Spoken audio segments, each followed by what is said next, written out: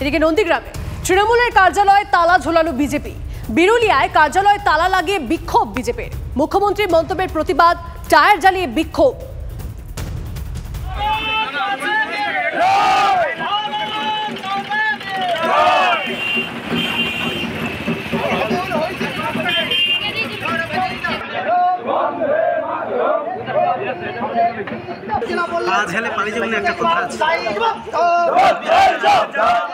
মুখ্যমন্ত্রী প্রকাশ্য সবাই বলছে মেদিনীপুরে গদ্দারের জায়গা, উনাকে বোঝাবো গদ্দার কাকে বলে, এবার লোকসভায় বোঝাবো উনাকে। উনি গোটা আমাদের নাম শুনলে আর সমগ্র ভারতবর্ষ শ্রদ্ধা করে মেদিনীপুরের নাম শুনলে, যে এখানটায় প্রতিবাদী মুখ, এখানে বিপ্লবের মুখ, আর উনি ভরা জনসভায় বলছে মেদিনীপুর গদ্দারের জায়গা। আজকের পার্টি অফিসে তালা লাগিয়েছি, ওদের সমস্ত রকম কাজকর্ম। ভোটের আগে শাসক দল কি চাপে? ভোটের মুখে ফের গোঘাটে তৃণমূলের গোষ্ঠী কোন্দল প্রকাশ্যে। গোঘাটে তৃণমূলের আদি ও নব্য গোষ্ঠীর মধ্যে সংঘর্ষ। প্রাক্তন তৃণমূল অঞ্চল সভাপতিকে সরিয়ে দেওয়ার আবেদনপত্র ভাইরাল হয়েছে। সূত্রের খবর, প্রভাত অধিকারীকে সরিয়ে দেওয়ার জন্য লিখিত আবেদন জানায় নব্য তৃণমূলের নেতারা। প্রভাত অধিকারীর বিরুদ্ধে এলাকায় বিশৃঙ্খলা সৃষ্টির অভিযোগ। আমার নামে যেসব মেম্বাররা সই করে অভিযোগ দিয়েছে, সেই অভিযোগ সম্পূর্ণ মিথ্যা। যেই অভিযোগ দিয়েছে সেই মেম্বাররা এই 2023-এ পঞ্চায়েতের মেম্বার হয়েছে, সবই ঠিক আছে, কিন্তু তারা প্রত্যেকটা মিটিংয়ে কোনোদিনই উপস্থিত হয়নি। তারা কি করে জানলো যে মিটিংয়ে এইসব নিয়ে গোলমাল করছি আমি, আমার নামে এইসব মিথ্যা অভিযোগ দেওয়াটা ঠিক হয় না। এটা পুরোটাই দলের অভ্যন্তরীণ ব্যাপার। সেখানে যে মেম্বাররা আমার কাছে আবেদন জানিয়েছেন বা দরখাস্ত আকারে আমার কাছে লিপি জমা করেছেন, সেটা আমরা খতিয়ে দেখছি। দলের অভ্যন্তরীণ ব্যাপার, নিশ্চিতভাবে সেটা আমরা দলের বসে তার সমস্যার সমাধান করে। গোষ্ঠী কোন্দলের অভিযোগ আসছে মুর্শিদাবাদ থেকেও, এবং তা অস্বস্তি নিঃসন্দেহে বাড়াচ্ছে শাসক দলের। ভোটের মুখে তৃণমূলের গোষ্ঠী কোন্দলে তপ্ত মুর্শিদাবাদ। সালারে ব্লক তৃণমূল সভাপতি ভার্সেস পঞ্চায়েত প্রধান গোষ্ঠীর দ্বন্দ্ব। দুপক্ষের হাতাহাতিতে জখম 6 জন তৃণমূল কর্মী। ইউসুফ পাঠানের হয়ে প্রচার চলাকালীন উত্তেজনা।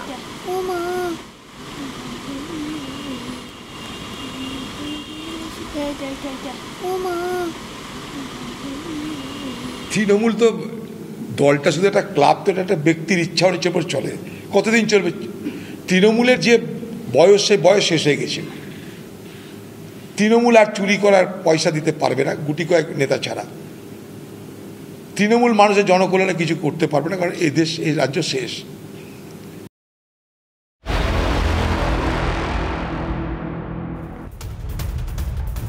আর 4 দিন পরেই উত্তরবঙ্গ থেকে শুরু হচ্ছে ভোট। লোকসভা ভোট, অন্তত পশ্চিমবঙ্গের ক্ষেত্রে প্রথম দফার ভোট সেখানে। আর উত্তরবঙ্গে মিঠুন চক্রবর্তী ময়নাগুড়িতে ভোট প্রচারে বিজেপির তারকা প্রচারক। মোদি ম্যাজিক যতদিন আছে, ভারত ততদিন বিজেপি শাসিত দেশ থাকবে, মন্তব্য মিঠুনের। শুক্রবার প্রথম দফার ভোট।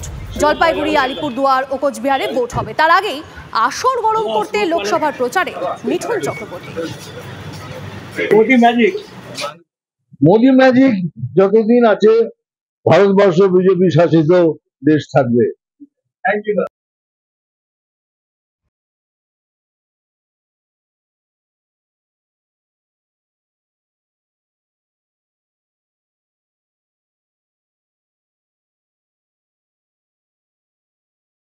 অংশ নেন।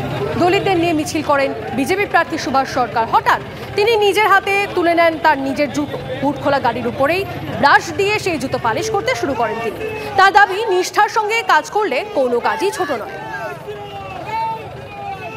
আর জুতো পালিশ করেছি এই জন্য একেবারে অত্যন্ত নিম্নবর্গের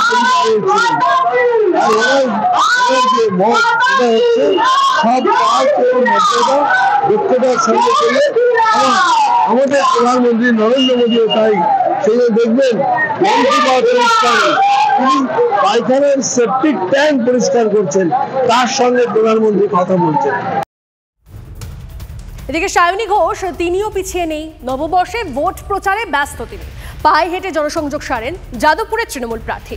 এলাকাবাসীকে নতুন বছরের শুভেচ্ছাও জানান সায়নী। দেখাবো সেই ছবি।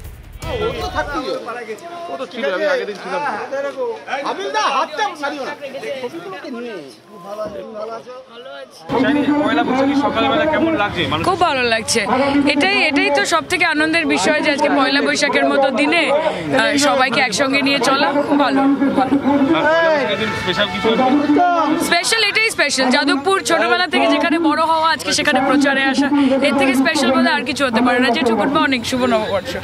উত্তম দা, শুভ নববর্ষ, ভালো থাকবে। সামনেই ভোট, লড়াই কি কঠিন হবে না? মমতা ব্যানার্জির মাথার ওপর মানুষের আশীর্বাদ রয়েছে। Only competition of Trinamool is Trinamool. নমস্কার।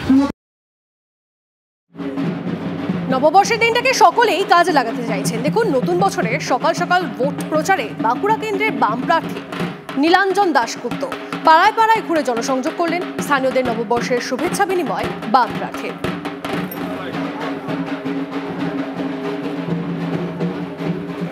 আরো একটা ছবি দেখাবো আপনাদের। নতুন বছরে ভোট প্রচারে অধীর রঞ্জন চৌধুরী মোহনলাল মিল এলাকায় বর্ণাঢ্য শোভাযাত্রার মাধ্যমে প্রচার শুরু কংগ্রেস প্রার্থীর। পায়ে হেঁটে প্রচার সারেন অধীর চৌধুরী।